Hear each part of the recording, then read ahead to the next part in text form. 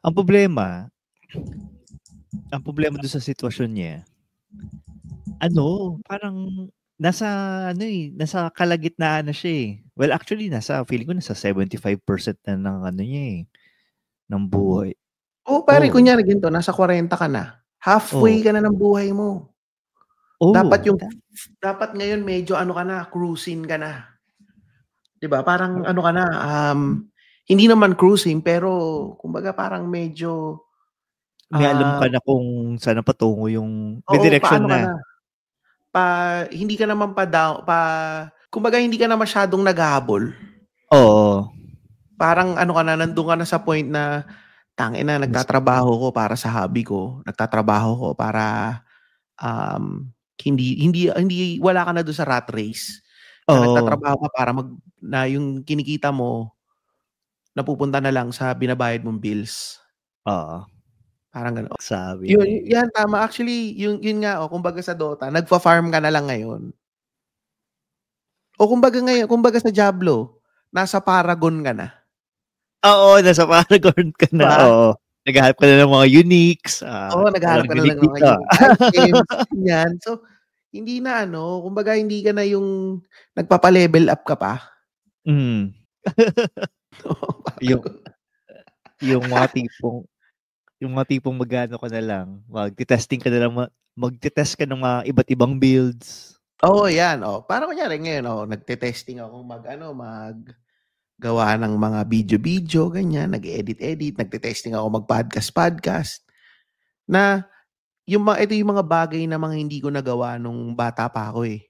Kasi masyado akong busy sa pagpapa-level up na ang thinking ko dapat makatapos ako. Dapat hindi ako mag-aksaya ng oras sa school na matapos ko siya in 4 years, yung college.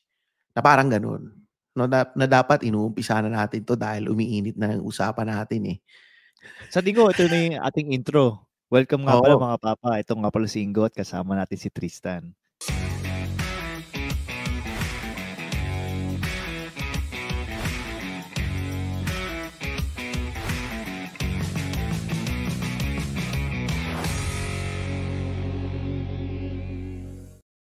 O bilis lang di ba? Hindi ka nag-pause. Kaya mo na. Wala nang pause.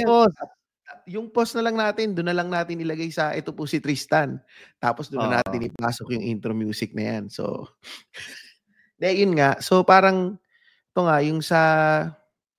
Ang pag-uusapan pala natin is tungkol sa rat race, no? Oo, yung sa rat race ng mga lalaki, nating mga tatay, ganyan. Na nagkaroon kasi kami, ito sa mga nakikinig, before nung recording, nagkaroon kami ng medyo discussion ni Ingo about kasi may mga ibang tao na parang pakiramdam natin na yung tipong naghahabol sila sa edad nila na parang kunyari, mga kaedad na natin, na parang 45, 50. Oo, 40s, 50s, ganyan, na naghahabol sa parang naghahabol pa rin sila sa buhay. Na parang wala namang masama eh. Pero medyo tinitignan lang namin kasi yung paano sila napunta sa sitwasyon na yun? Oo, paano napunta sa ganung sitwasyon and paano kunyari kami ni Ingo na wala kami dun sa ganung sitwasyon na hindi naman namin sinasabi na mayaman kami or may pera kami. Pero kumbaga nandun naman kami sa point na comfortable yung buhay namin. Tama. Nakita ko lang din kasi yung sa isang comment dun sa last episode.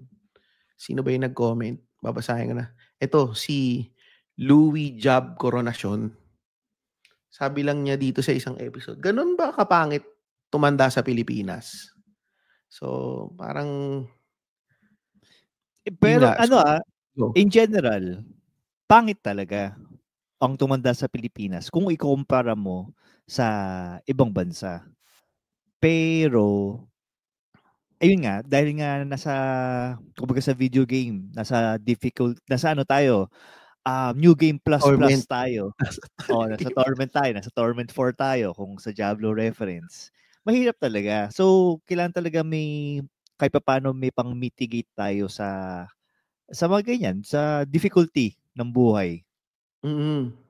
Na dapat yung sa umpisa pa lang nung buhay mo, sabihin mo na nung 20s ka or nung mga nag-aaral ka, dapat yun, yun yung mga panahon na dapat nagpapa-level up ka eh.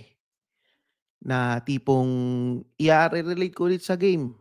Yan, sa Diablo ulit. Or sa Dota, baka mas mga nakaka-relate sa Dota. Yun yung mga tipong nagpapalakas ka ng karakter.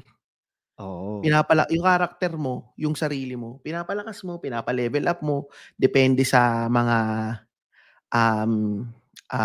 pinag-aaralan mo.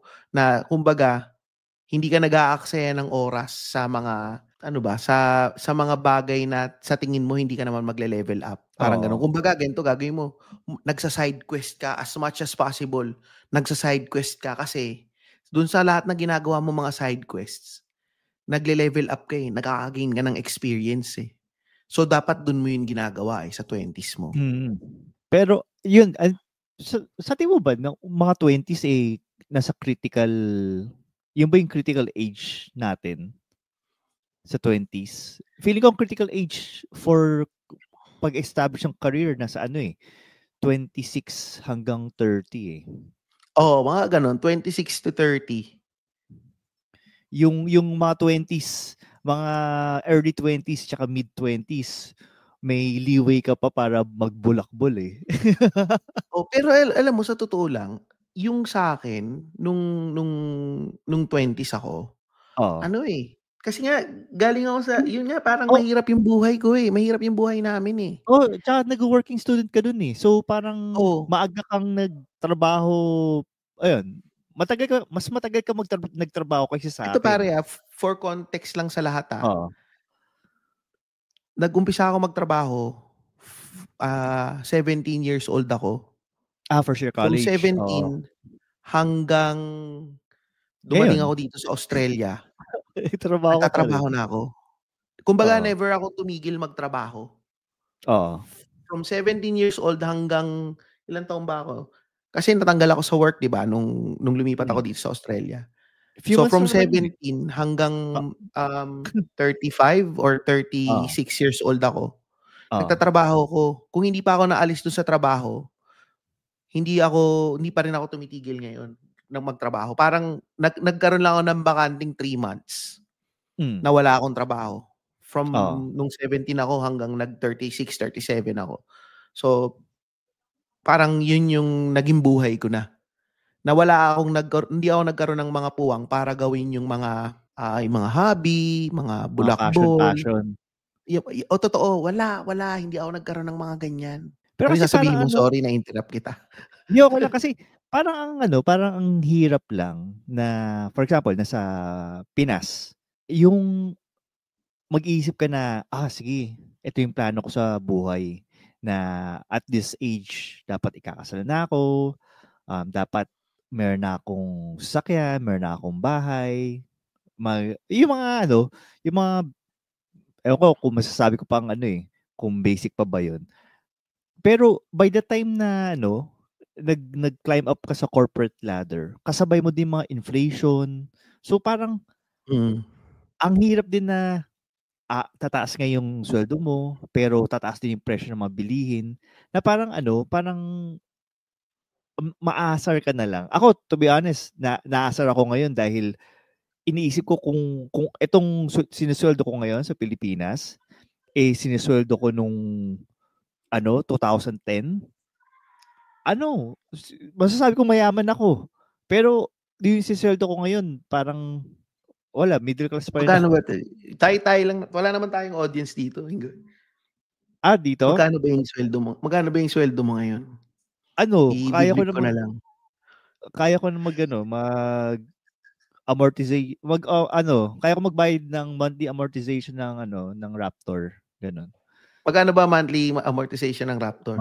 Mga 50, yung high end. 50,000 talaga? Tapos 3 years. Nagbayad ka ng 50,000, komportable pa rin yung buhay mo? Makapagpagas pa rin naman ako. Makapagpagas ka pa din, makakain ka sa labas. Wala magbabago sa lifestyle ko. Talaga? Ang dami mo palang pera, Ingo. Mayaman ka. Kaya naman pala. Kaya naman pala lagi mong sinasabi mo, ba't ganun yung mga iba? Nagrasa rat race pa rin sila kasing edad ko na sila. Hindi, Pero kidding aside, parang ito yung parang delayed hindi ko kidding aside, ito yung parang masasabi kong delayed gratification na talagang hindi ka tropa sa mga kaopisina mong manginginom or mahilig mag-beer house. Ang tropahin mo sa mga opisina yung mga nerdo pa rin, yung mga tipong gusto nilang makakamit ng mga certifications at kung ano-ano pa. Yung mga ganun. Gusto ko lang basahin yung nag-comment dito sa dito sa YouTube natin. Ay guys nga pala, meron kaming YouTube Follow ninyo yung YouTube channel namin. Tatayhood Podcast lang naman din yung title niyan. Sabi ni Marv Kapuyan, kaya pala galit sa walang palitada tong si Ingo. Oo, kasi hindi, pero yun. Ako siguro nung 2010 kasi ako biglang parang ilan taon ako nung 2010? Ano yun? 14 30. years. Mga 30. Mga 30 ako noon 2010. Hindi 2010. Nung 2008. 2008, doon ako nag-umpisang umusad yung career ko eh. Kasi yun yung panahon na, yun nga, alam naman natin dito na nakipaghiwalay ako sa una kong asawa. Yun yung panahon na naghiwalay kami ng una kong asawa. Tapos, mas nakapag-focus ako sa nag-focus ako sa work, nag-focus ako sa career ko, performance, ganyan. So parang dun ako biglang nagkaroon ng break sa work. So noong 2008, ito sasabihin ko na yung sweldo ko noong 2008. From 20,000 yung sweldo ko noon. Parang ang sweldo ko nung before 2008 is 22,000 pesos per month. From 22,000, biglang naging 40,000 yung sweldo ko. Dumoble. Dumoble bigla. So, nung panahon na yun, 2008, yung 40,000, ang laking pera nun. Madali ka so, ano yun? So, parang na-addict ako dun sa feeling na umaangat. Madali ka pera. Hindi. Kala ko madali ka. Na-addict ako dun sa feeling na umaangat yung responsibilities mo sa work. Na parang kasi all the while na nag-work ako dati, parang meron akong feeling of insecurity na I'm not cool. Pero okay lang. Na hindi ako cool, hindi ako maalam sa mga kung ano-anong mga drinks, sa mga kung ano-anong mga night out, nasan yung magandang puntahang night out na pag pumunta ako sa mga ano bang mga uso nung panahon na yun?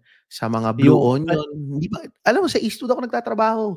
Hindi ako nakapasok sa Blue Onion. The coolest place in Eastwood nung 2000s. Hindi ako nakapasok doon.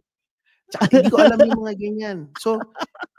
So ang feeling, hindi ako nakakapunta sa mga ganun kasi feeling ko hindi ako para doon at feeling ko hindi rin ako cool. So lahat ng energy ko noon, nung 20s ko, naipasok ko siya sa pagpapa-level up ko sa career. So, na-addict ako noon sa mga John Maxwell books. Kasi ang gusto ko talaga maging manager, gusto ko maging leader. Okay. So, parang yun yung lagi, nagbabasa ako niyan, nakikinig ako ng audiobook sa mga ganyan. Yun yung mga pinagkakaabalahan ko noong 20s ako. Na parang minsan, feeling nung iba, weird and parang nerdy and yun nga, uncool. Tsaka hindi ako nakakaroon ng mga chicks na mga magaganda talaga dati. Kumbaga hindi ako nagkakababae. Kasi hindi ako masyadong palalabas. Hindi ko ako masyadong nag-aksaya ng oras sa mga ganun. And yun nga, hindi ako confident eh. So, pero yun. Ito para para medyo maka-relate din yung mga hindi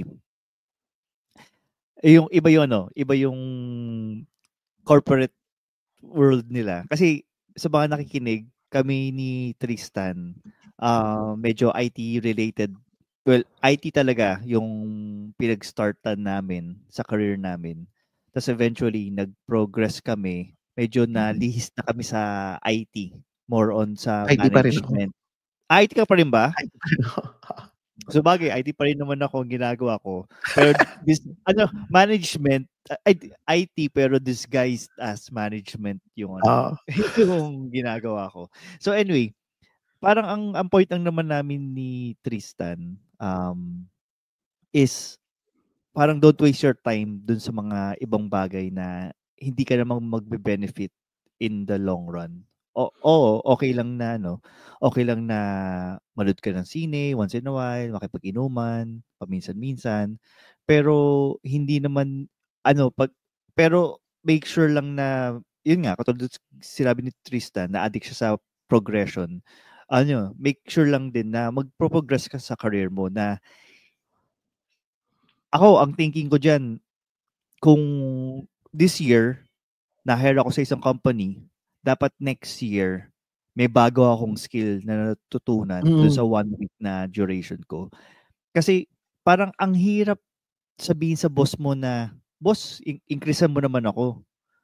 Eh kung ano yung parang ang hirap i-justify na humingi ka ng increase, yung alam mo from last year, the same lang as this year. Parang tangina mo, bakit ka i-o-offer biglang mong bago? increase? O anong skill na bago?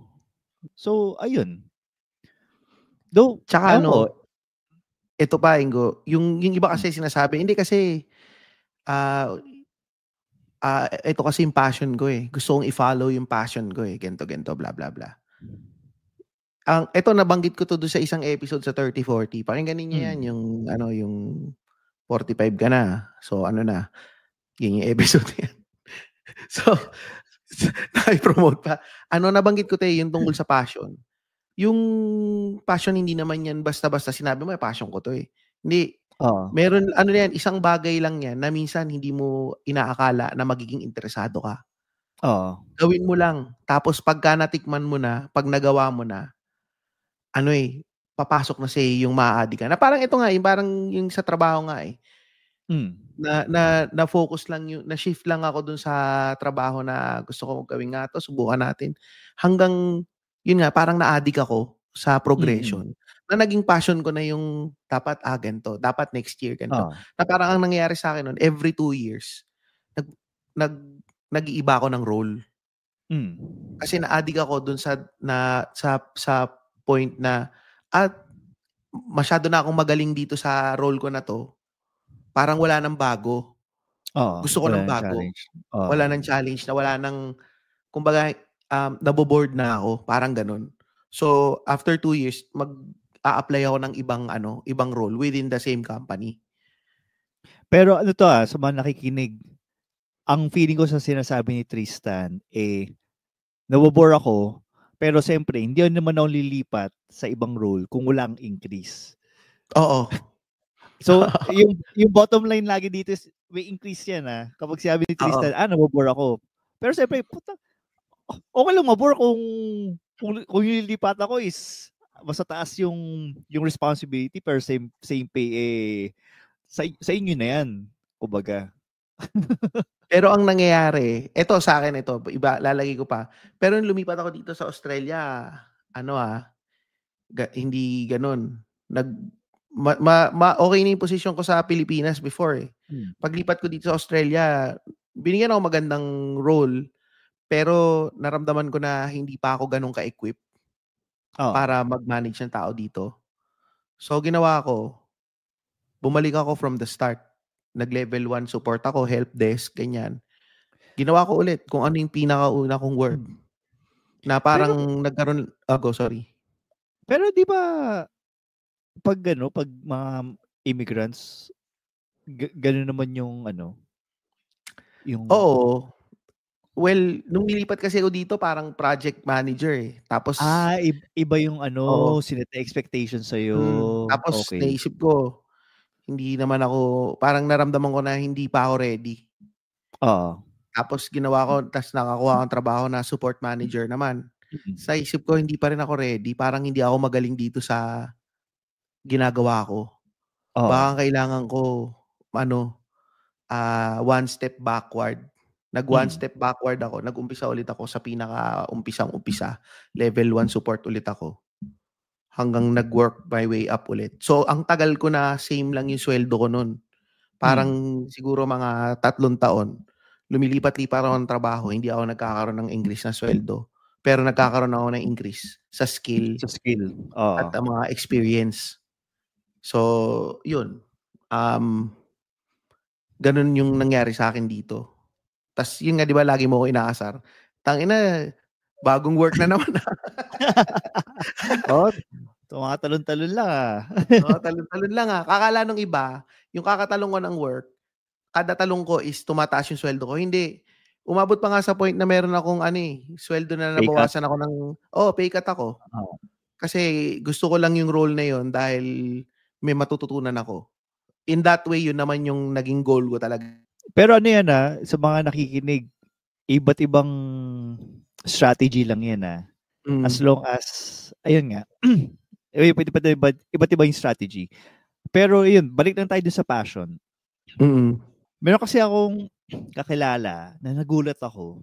Nag-quit ng kanyang trabaho. Pinursue yung passion niya. Tapos may anak siya. Tapos parang nasa yung passion na yun, nasa arts, nasa creatives, kumbaga. Hindi ko naman minamalit yung creatives dito sa Pilipinas I mean, hindi ko kayang gawin yon and passion nyo yan. Pero sa practical side, parang ang hirap kumita, ang hirap mabuhay pag creatives yung trabaho mo. So parang inisip ko, ano gagawin? Parang gusto ko tanong sa kanya, anong gagawin mo? Mag-music ka na lang, ganun. Ako, tingin ko hindi ko rin, unless marami kang bala. Oo. Pwede mong gawin yan, yung passion na yan. Kung meron kang, parang kunyari, mayaman yung pamilya mo or may something ka na, or may pangalan ka na. Pwede, oo. Kasi ibibigay ko example dito si James Caraan ng The Cool Pals. Ang tagal niya.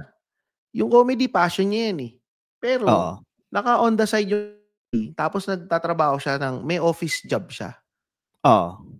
Kung hindi pa nga yun natanggal sa trabaho, malamang nagtatrabaho pa rin yun. Kung hindi nga na redundancy yun, malamang nag-work pa rin yun. Tuloy-tuloy pa rin yun Kasi, yung thinking niya ganun Pero yun nga, ang swerte niya lang din kasi nagkapangalan na siya, sikat na siya As ang dami na niyang followers, may mga Cool Pals, may ganyan. So, nung nawalan siya ng work, nagmamaterialize na yung passion niya. Kasi nag-build up naman din kasi siya Nung hindi naman siya yung puro passion lang maski nung 20s niya. Kasi napakinggan ko rin yung sa yung isa niyang podcast, yung The Overlap. Overlap, Na talagang pinagsabay niya kasi passion ko ng comedy, masaya akong ginagawa tong comedy, hobby ko tong comedy, quote unquote. Quote unquote. So, pero nagtatrabaho siya para tustusan yung hobby niya. Na at the same time, binibuild up din niya yung sarili niya.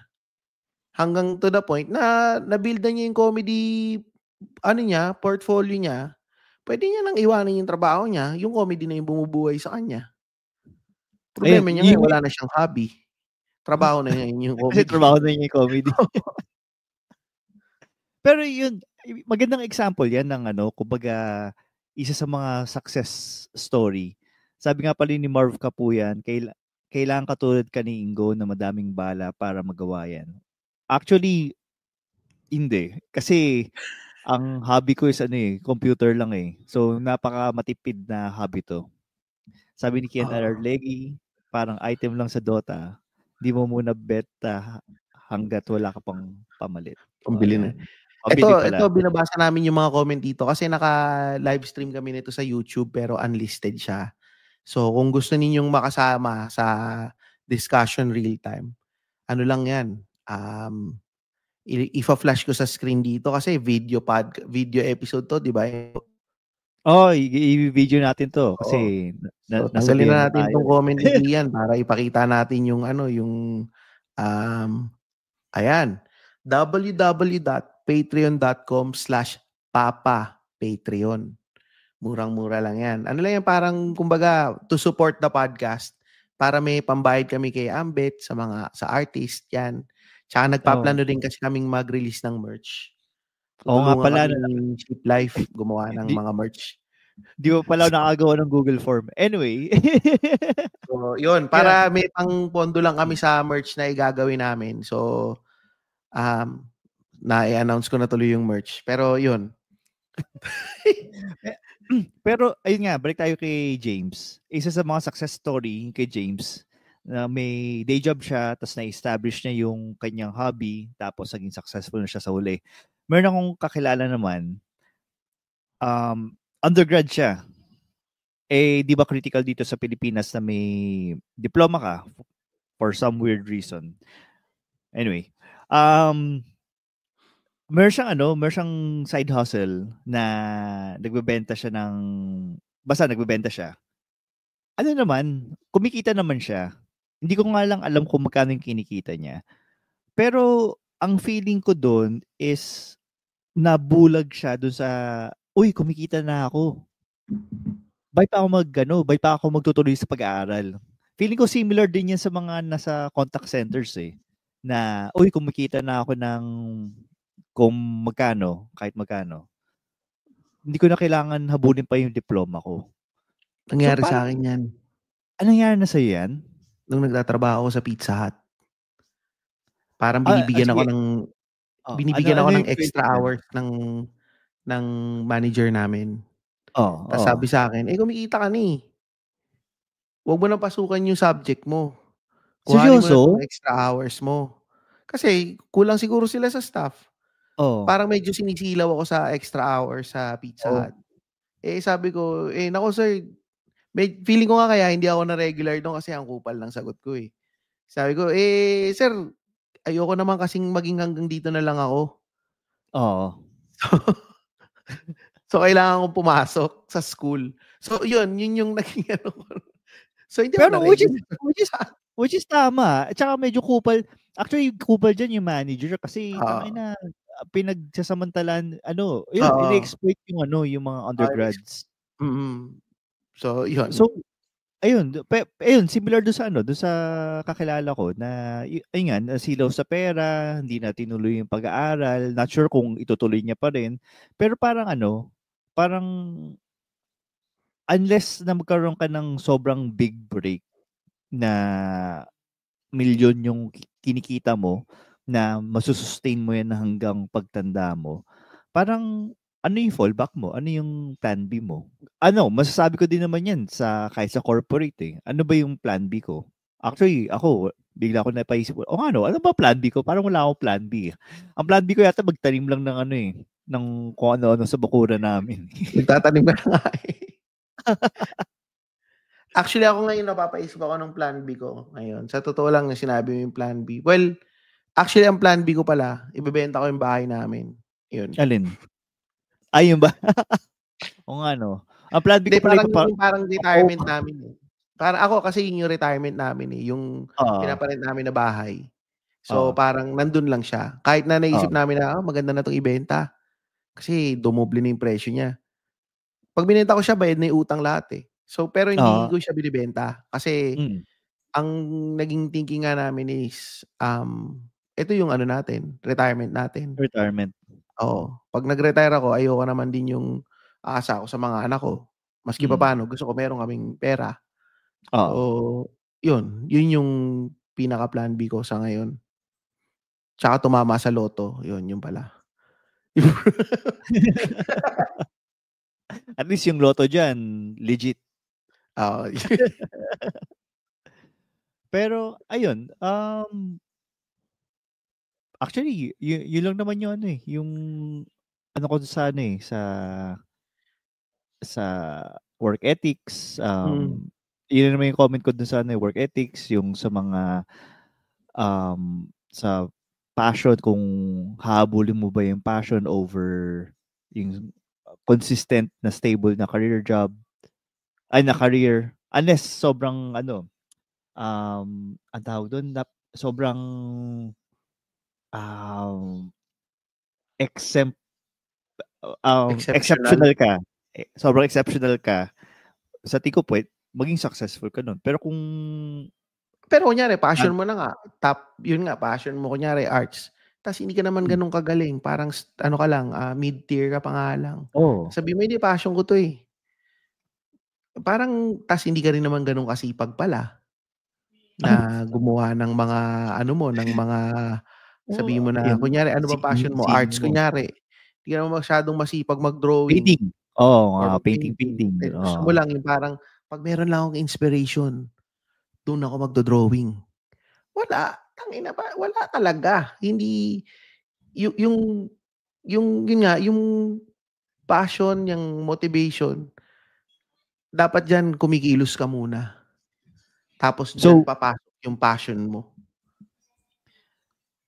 So, sa tingin mo, kunyari, sige, break tayo sa passion. Kunyari, 30s, hinabol ko yung passion ko. Tapos pagdating ko ng 40s, bigla ko na-realize na, tangina, mali yata yung ginawa ko ah. Dapat pala hindi ko hinabol yung passion ko. Sa tingin mo, makakabawi pa ba ako? Yan ang hirap sagutin yan, Ingo eh. Kasi, yung 40s mo, yung lifespan ng tao, average lifespan ng tao, 85, 80. Oo. Diba? Nanay ko nga namatay, 60 plus eh. So, kunyari, kung nasa 40s ka na, tapos mamamatay ka pala ng 60, meron ka na lang 20 years. Oo. Inabol mo yung passion mo from nung 20s ka, inabol mo yung passion mo, tapos pagdating mo ng 40s, naisip mo, ay, tangin, hindi ko to gusto. So, meron ka na lang 20 years na buhay mo. Kung mamamatay ka ng 60, Oo, assuming. So, kahit parang double, double time ka nun. Double the effort. Baka triple time sabihin mo, abot ka ng 80. So, meron ka pang 40 years, pero nandun ka na sa kalahati ng buhay mo. Pucha, ang dami mo ng sakit nun, ha? Oo, nandun ka na sa kalahati ng buhay mo na parang, ikaw, kung nakikinig ka nito, tapos nasa 30s ka, nasa 20s ka, dapat lahat ng gagawin mo, ito, ako, hindi ko sinasabing perfecto ako eh. Hindi ko sinasabi na successful ako eh. Kasi may mga bubu rin ako na mga decision sa buhay eh. Marami rin akong mga pagkakamali. Pero, ang sa akin lang kasi, yung di ba sinabi ko sa ito nung may meeting tayo sa TAG-M? TAG-M ba to? Or yung may isang meeting tayo nun eh. Yung vision ko is headlight vision lang. Yung isa. Oo. Headlight vision lang ako na pagka hindi ko iniisip masyado na by 10 years dapat ito. Hindi. Ang iniisip ko, by next week, ito yung gagawin ko. Kung ano yung nasa harapan ko, kung ano yung nakikita ko, ito yung kailangan kong gawin. Kunyari, sabihin ko, kailangan kong matutunan tong ganito eh. Yun na muna yung nasa utak ko. Hindi ko masyadong pinapahaba na, parang ito na lang, hindi ko sinasabing kailangan kong mag-lose ng 100 kilos within 1 year. Hindi. Ang iniisip ko lagi, kailangan kong mag-lose ng 1 kilo sa linggo. 1 week. 1 week. Ganun lang. Na nag-accumulate naman yan eh. Ganun lang, nag-accumulate eh. Pero hindi ko yung nagagawa kasi hindi ko pa naman masyadong iniisip na kailangan ko mag-lose. Example lang yun. At saka December ngayon, mahirap pag-diet ngayon. Mahirap yung gawin. Baby steps lang ako. Baby steps lang. And yun nga, headlight vision. Kung ano lang ang tanaw ng headlight ng kotse mo, yun lang yung gagawin mo. Ako, para sa akin, yun yung pinakamabisang way eh. Pero yun nga, sana dapat yung tanawin ng headlights ng buhay mo is yung mga bagay na worth it para sa'yo and worth it para sa ikaka-improve mo. Ako, may nakausap ako na gusto mag-pursue nung passion niya. Ang nasabi ko lang sa kanya, mag-day job ka pa rin kasi yung day job mo yung magpopondo sa passion mo. Oh, totoo. Totoo, yun talaga. Yun talaga yung magpopondo sa passion mo. And mahirap eh. Yun nga, ngayon actually, yung sinabi mo yung kakilala mo na parang ngayon 40s na siya. Tapos naisip niya na parang tangina hindi ko na gagawin to, iba na yung gagawin ko. Titigil ko na muna to, iba ang gagawin ko. Parang mag-uumpisa ka kagaya ulit, ng no? parang kagaya ng sinasabi natin kanina, pag nasa edad ka na 40s, tong edad natin, kukumpara ulit natin to sa Diablo. Nandun ka na sa Paragon level. Kumbaga nakapag-level 60 ka na. Tapos ang ginagawa mo na lang, naghahanap ka na lang ng mga rare items. Para sa build mo. Para sa build mo. O kaya, pagka Dota, ano ba yung sinabi ni Kian kanina? Pagka Dota, kumbaga sa Dota, ano naman daw, hanapin ko yung comment ni Kian eh. Sabi, nagfa-farm na lang siya. Kumbaga, nandun ka na sa max level mo. So, ginagawa mo lang, nagpa-farm ka na lang. Kasi, nandun ka na sa, sa level na yun. Hindi ko naman sinasabi na hindi ka na masyadong ume-effort, pero, meron ka ng buffer, kumbaga. Kung nandito ka na sa edad na ganitong 40s. Tsaka established ka na sa career mo. Oo, established na. Ito pala, isa pang sinasabi lagi nung mga 20s ako. Dapat, kung ilang taon ka, kunyari, ang edad mo, 25, dapat, yung sweldo mo, times 2 kung ilang taon ka. So, nung 25 ako, ang ginugol ko, dapat maging 50,000 yung sweldo ko. Kasi 25 na ako 25 times 250. So, hindi ko nagawa yun. Akala ko the same lang ng edad mo. Hindi. Kung 40 ka din. 40,000 lang din. Yun yung mahirap. So, ako yun yung lagi kong nasa utak dati. Dapat, kung ilang taon ako ngayon, times 2 yung sweldo ko. So, ano yun? Ito, sabi ni Marv Kapuyan, pesos. Nung edad ko ng 25 pesos yun Nung 25 ako, ang goal ko, dapat maging 50,000 ako. Na hindi ko nakuha nung mga panahon na yun. Tapos, hanggang umabot nung mga, siguro nung mga naging 30s na ako, naging parang, nag-times, napagawa ko pa ng times 3 or more pa. Hanggang umalis ako ng Pilipinas parang mas mataas pa. Malaki na yung nasa sahod ko nun Siguro kung nasa abroad ka, dapat mga nasa 6 digits na yung sweldo mo per year. Parang ganon. Yearly kasi yung sahuran dito I mean, yung computation ng sahod yearly. Pero again, siyempre iba yung sitwasyon ng iba't ibang tao. Probably may certain circumstance sila kung bakit sila na ganun yung inaral or doon napasok sa career na yun. Pero parang ang pinaka point lang naman din namin ni Tristan yun nga, huwag ka mag-aaksaya ng panahon sa mga bagay na hindi ka mag-i-improve. At siyempre, kung may passion ka, huwag mo nang bitawan day job mo kasi sayang Totoo. Tsaka yun nga, yun lang talaga yung point na huwag kang mag-aaksaya ng panahon masyado, lalo na bata ka pa. Huwag mong isipin lagi na 20 pa lang ako, marami pa akong oras. Hindi, mabilis lang yan.